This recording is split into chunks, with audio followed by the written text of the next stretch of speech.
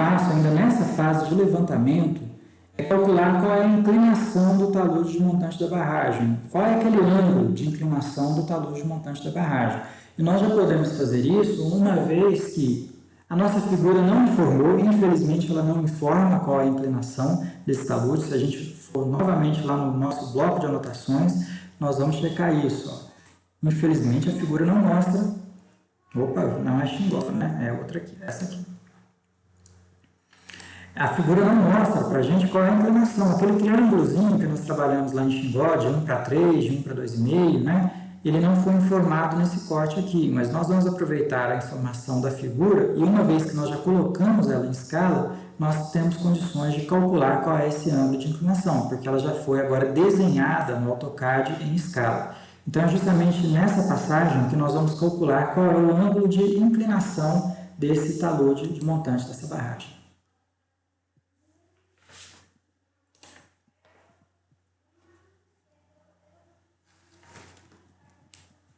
Bom, o que eu vou fazer aqui, pessoal, é aproveitar algumas informações de cotas que essa figura nos dá. Veja que nós conhecemos a cota da crista da barragem e conhecemos a cota dessa berma aqui, ó, que é 712,5. Né? Então, essa distância vertical ela é conhecida da crista da barragem, 770,5, até essa berma, a última berma no pé do talude montante da barragem, que está na cota 712,5.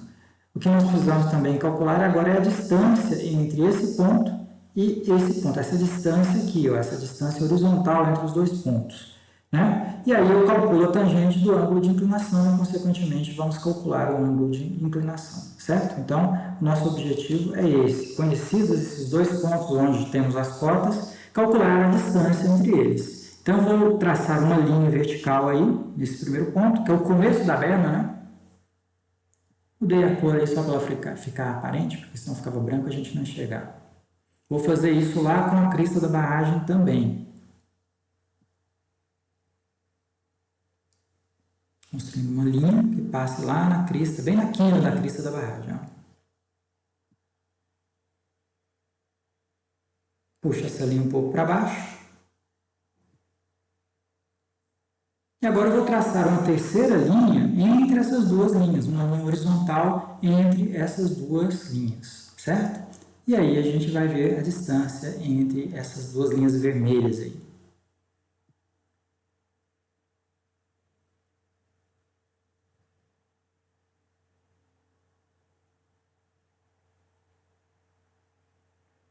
Agora vamos construir então essa linha horizontal. Primeiro ponto na linha vermelha da esquerda, segundo ponto último na linha vermelha da direita. Certo? Construída a linha, vou só mudar a cor para ela ficar mais visível.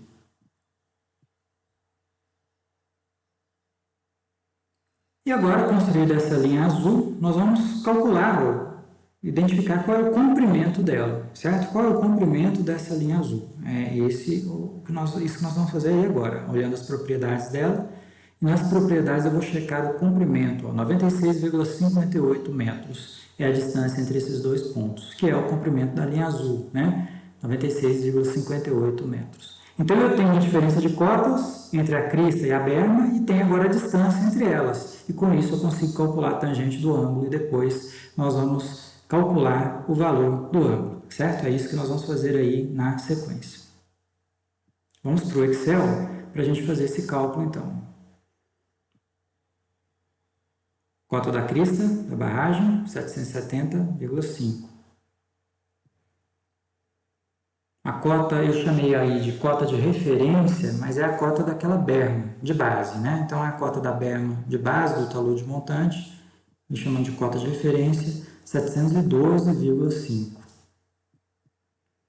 Agora, a gente calcula aí a diferença de cotas, né? O L, né? O L que nós medimos. Antes de calcular a diferença de cotas, o L, 96, né? 96. Esse é o valor que nós medimos lá no AutoCAD, 0,58 metros. E já direto, já vamos aproveitar e já calcular essa tangente desse ângulo. Né? A tangente do ângulo alfa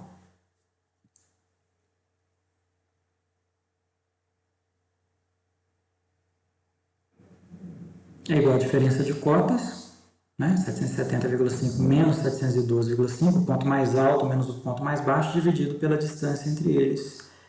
Esse é o valor da tangente de alfa, e agora sim a gente calcula o valor de alfa, que é o ângulo de inclinação, certo? É o arco cuja tangente é 0,6. Mas veja que o Excel, eu vou dar uma paradinha aqui, o Excel ele calcula ângulos em radianos. Então, se eu escrever assim, ATAN B8, B8 é o valor de 0,6 que está na célula B8, o resultado desse ângulo sairá em radianos. Ele sempre calcula ângulos em radianos. Então, nós precisamos fazer a transformação disso para graus, certo? Então, um ângulo radiano, transformando esse ângulo para grau, é pegar esse ângulo que está em radiano, multiplicar por 180 e dividir por π. É isso que nós vamos fazer aí. Então, eu vou pegar esse ângulo, esse resultado, multiplicar por 180 e dividir por π. Lembrando que o π no Excel, pessoal, é PI abre e fecha parênteses, né? Esse PI ali é lá em cima. PI abre e fecha parênteses é o 3,141593, e aí vai para frente, né? É o valor de π no Excel. Então, basta escrever PI, abre e fecha parênteses, esse é o valor de π. Então, temos ali uma ângulo de inclinação de quase 31 graus, 30,98 graus. Conseguimos finalmente identificar aí qual é esse ângulo de inclinação, certo? A partir daqui, nós já vamos iniciar a solução do exercício no bloco de anotações, e em determinado momento nós vamos ter que retornar aqui para o slide para que a gente possa ver como fazer levantamentos a partir dos desenhos em AutoCAD que nós já colocamos em escala nesse momento, certo? Mas antes disso, nós vamos fazer aqui alguns desenvolvimentos para que a gente possa calcular a nossa força F sobre a barragem. Bom, então vamos começar aqui, ó, resolver o nosso exercício calculando a força F, né? Então vamos calcular a resultante. O cálculo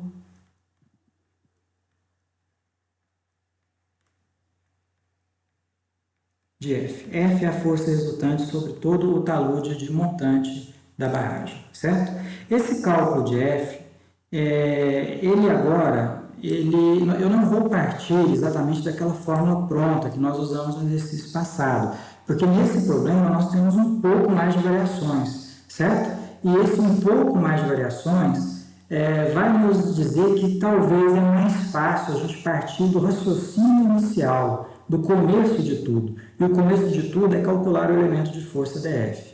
Então, essa é uma dica que eu sempre dou, pessoal. Se a gente se deparar com um probleminha um pouco mais complicado, como esse, por exemplo, onde a área não é mais uma área regular, certo? Ela tem irregularidades. Ou, mais complicado ainda, um problema de estratificação. E mais complicado ainda, um problema de área irregular e tem estratificação, certo? Então, são problemas que podem acontecer.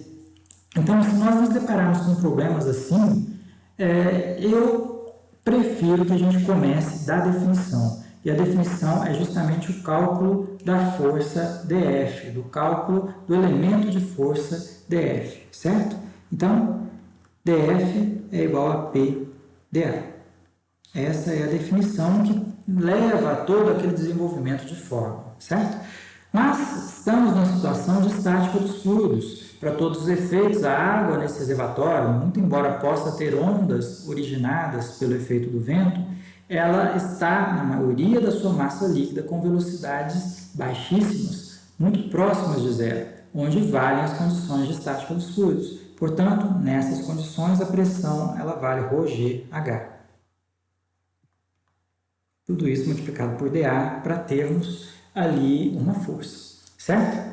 Vamos, então, observar que o nosso elemento de área dA, eu vou fazer aqui um breve desenho do vale onde está a nossa barragem. Aliás, eu vou até aproveitar o nosso desenho, porque nós já temos o desenho pronto, vai ficar muito mais bem desenhado que o meu aqui, né?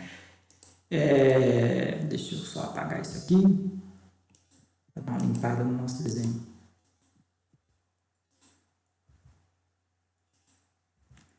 Veja bem, pessoal, então o que nós vamos fazer? Nós vamos pegar aqui um elemento de área dA, uma faixa horizontal de elemento de área dA. Por exemplo, essa faixa aqui. Vou pegar esse e um outro aqui.